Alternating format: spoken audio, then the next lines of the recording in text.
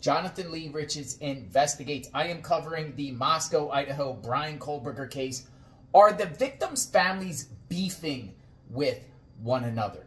Do they have beef with each other? I ask that because over the weekend, the University of Idaho had their commencement for this spring, and posthumous degrees were given to the 4 victims. Kaylee and Madison, they received degrees, while Xana and Ethan received certificates. But the families received their certificates and degrees. But on Saturday, during the commencement, the first commencement, let me put these beefing burgers down, for Madison Mogen. Madison Mogen's family was the only family there.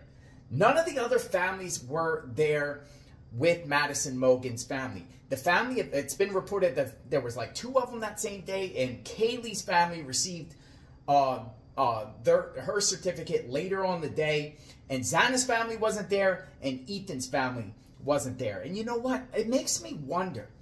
During this case, I have not seen a unified front with any of the victims' families. I've not seen them side by side, any of them, or together.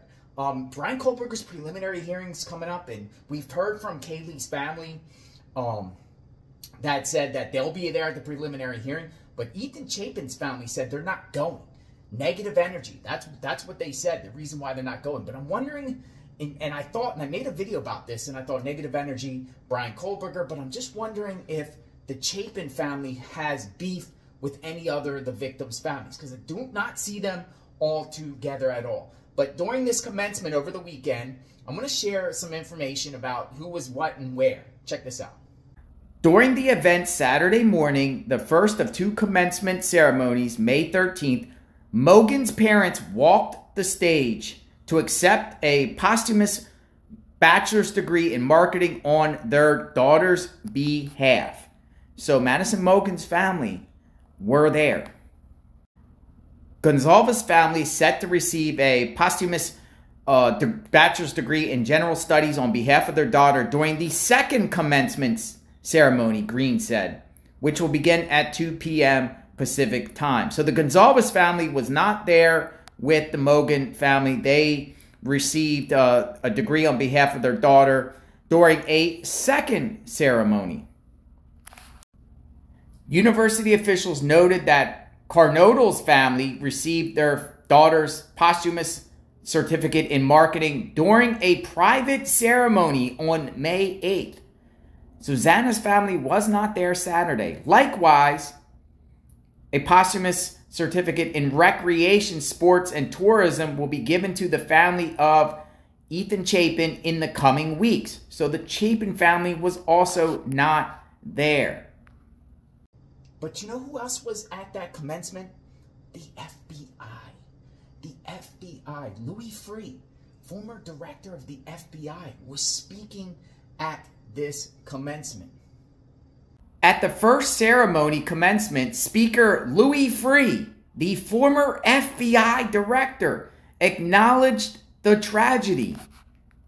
I want to commend you and your colleagues for your extraordinary service to everyone in this room and beyond during an unprecedented period of time, Freeh said, addressing Green. You've gone through a fiscal crisis, a pandemic, and a horrific tragedy that could shatter any community, but did not here, because of the strength and the work and the love that were shown to you by everybody in helping one another. Freeh recognized FBI colleagues in the audience for the significant support that they've provided to this community over the past few months, along with our state and local police partners. So the FBI was there too? What's going on here, people? The FBI speaking there? Families not together? I seriously want to know, are the family beefing with one another? Are they on the same page? And I'm not so sure. I'm not sure. I'm not even sure. You don't even see any of the victims' families with the 2 surviving roommates. I don't even know if any of the families are communicating with one another. You know, and a lot of times in these tragedies, when there's multiple amount of victims, you will see in court all the victims' families, they're together. But I'm not necessarily sure we're going to see that with this case.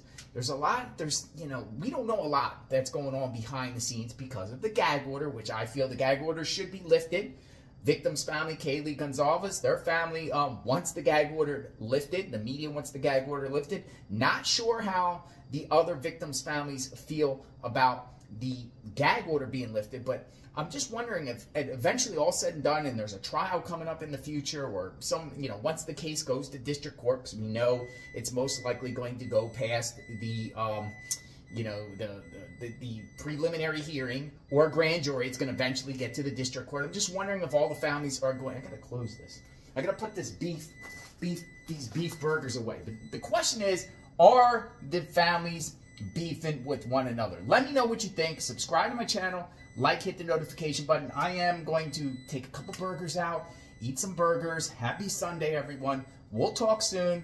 What's coming out this week? There'll probably be more motions, more hearings, and more drama with the Bryan Kohberger case. I am on it. If you want in-depth coverage, stick with me. I'm going to get proteined up and cover this case extensively. We'll talk soon. Stay tuned.